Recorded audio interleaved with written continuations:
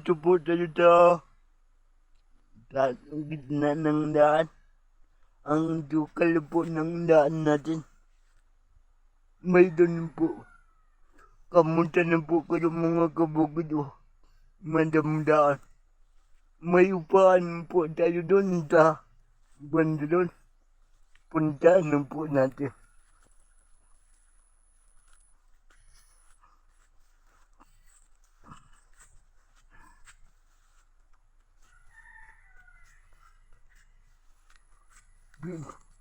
Nagpatabatanan ko po ito ngayon araw.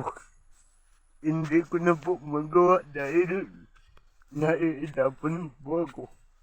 Pag ako po tatabat ng aming daanan. Kamunta na po kayo at ang mga naman natin ay ipatabol.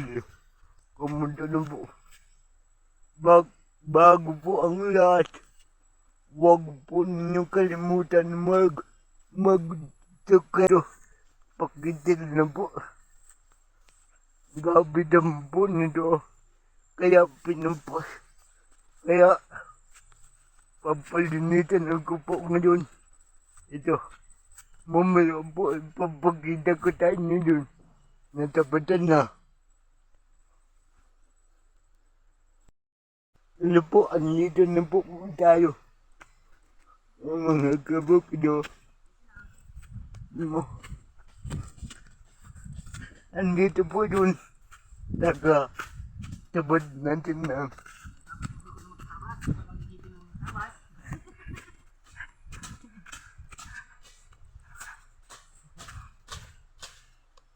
Ito po. Malaki po ito na. Mahaba po ito. Ang dango. Ako po nangihingi na pang-upa. Sana po may magpadala pang-upa. Wala. Apo, timinti ko ito kung may pang-upa.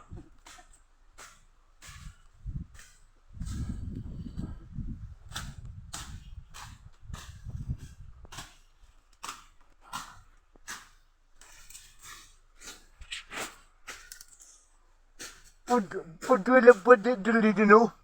Mga nakakapot.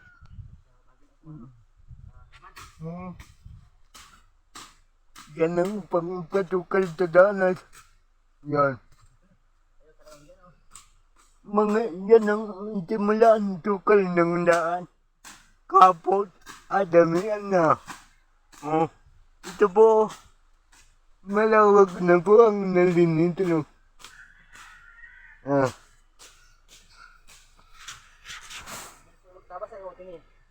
Ang bilit to. Ito po.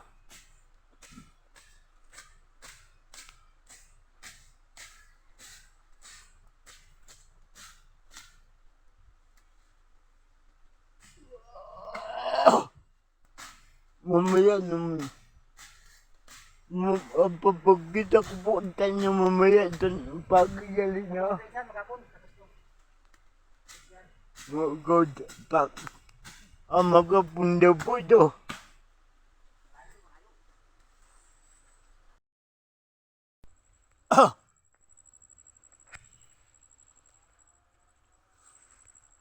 Nang tatabad po ng daanan ko nga. Yun lang. Daanan namin.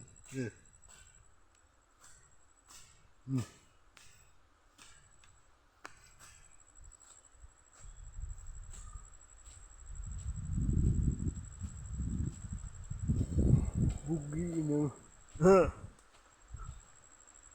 Bugi.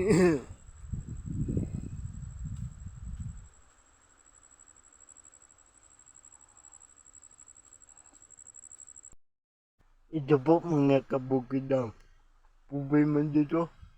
Ang nina ng kuryente ay nagkukunang puno. Nilingan ng kuryente po. Naiipid ng budak.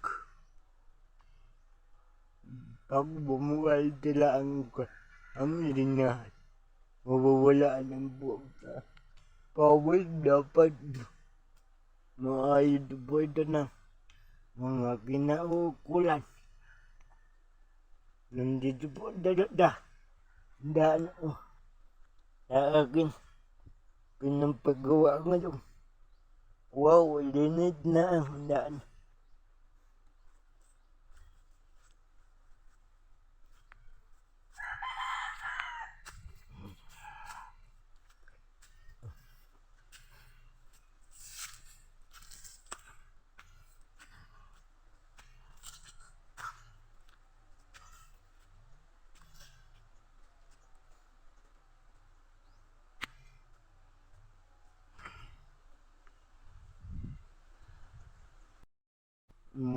Malinis na po natabatan mo.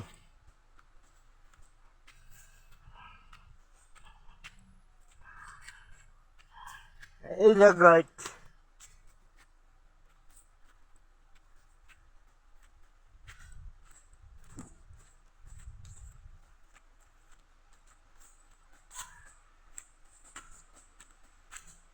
Okay na.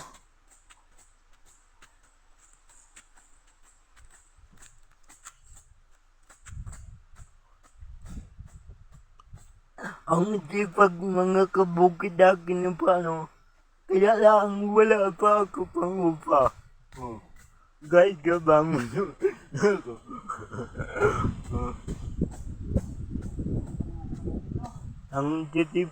ang titipag ng mga taga-bukid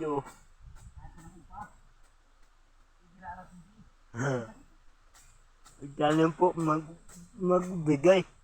Wala po kahit na pa paano may pangbigat. Salot.